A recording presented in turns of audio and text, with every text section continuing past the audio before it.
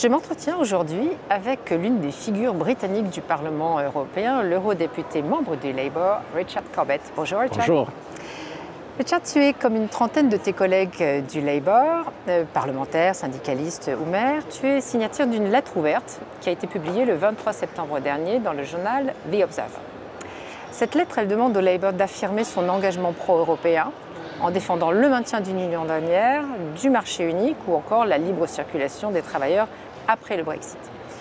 Alors que la quatrième phase de ces négociations sur le Brexit est achevée, est-ce que tu peux nous dire quel est le climat politique aujourd'hui dans le milieu britannique? C'est le chaos et la confusion, franchement. Parce que le Royaume-Uni découvre qu'il n'y a pas de Brexit facile.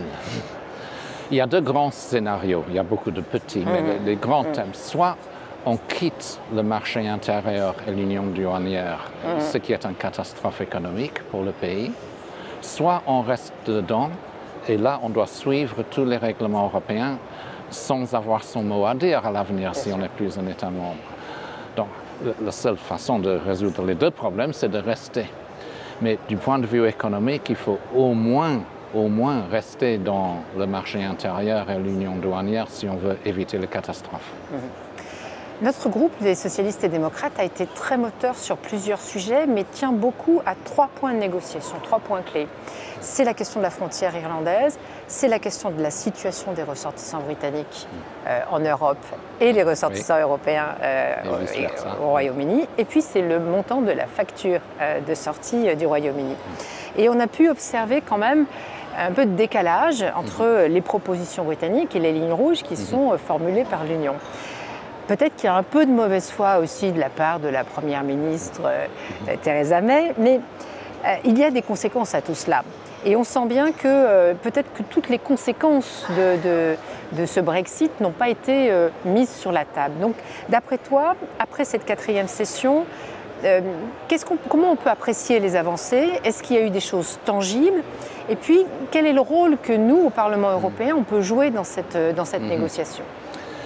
Les difficultés surgissent surtout du fait que le gouvernement britannique est très divisé sur toutes ces questions et d'ailleurs vient de perdre sa majorité parlementaire en faisant une élection anticipée où ils ont perdu leur majorité. C'est un gouvernement minoritaire actuellement.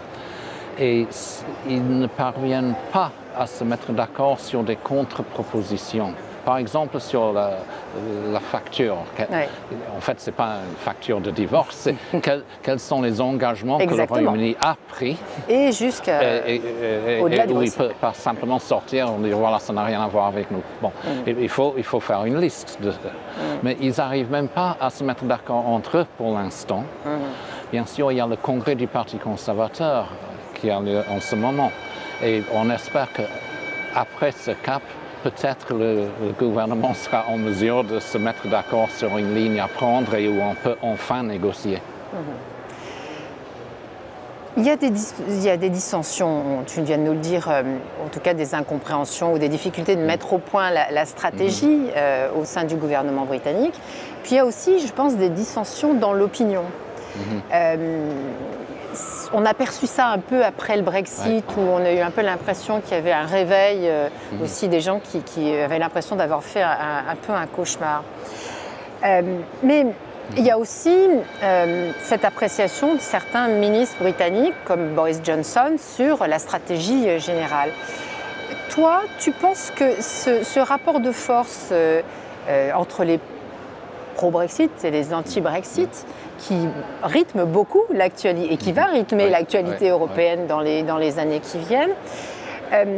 Comment ça évolue? Est-ce que tu penses que ça peut avoir un impact et lequel sur la suite des événements?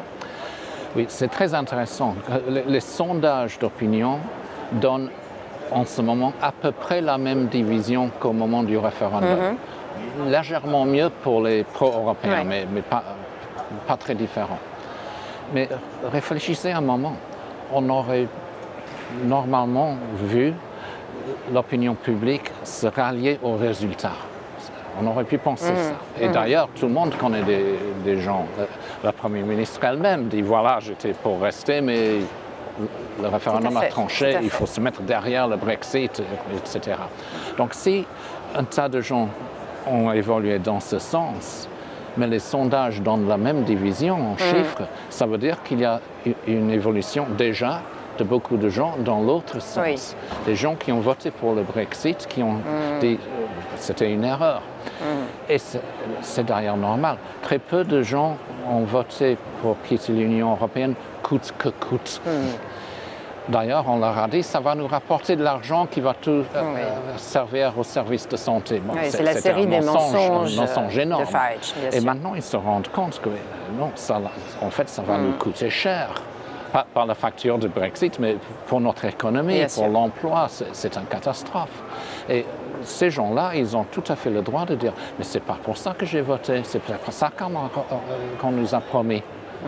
Donc, ils changent d'avis. Et si cela continue, cette évolution de l'opinion publique, il y a quand même une petite chance qu'on arrête le Brexit et qu'on change d'avis. Vraiment? Une petite chance, oui. Bon, en tout cas, merci beaucoup de ces éclairages. On a voté cette semaine une résolution qui a été présentée notamment par notre groupe, que je trouve... Et d'ailleurs, la plupart des députés britanniques ont voté pour, y compris les travaillistes, bien sûr, mais d'autres aussi, même de conservateurs, ont voté pour cette résolution qui critiquait le gouvernement britannique pour le manque d'avancement dans les négociations. Donc on sent que les choses bougent, mais en même temps, au Parlement et dans les négociations de l'Union, il y a une vraie position menée intelligemment, je crois. Oui. Très bien. Merci beaucoup, Richard, et bon courage pour la suite. Merci beaucoup.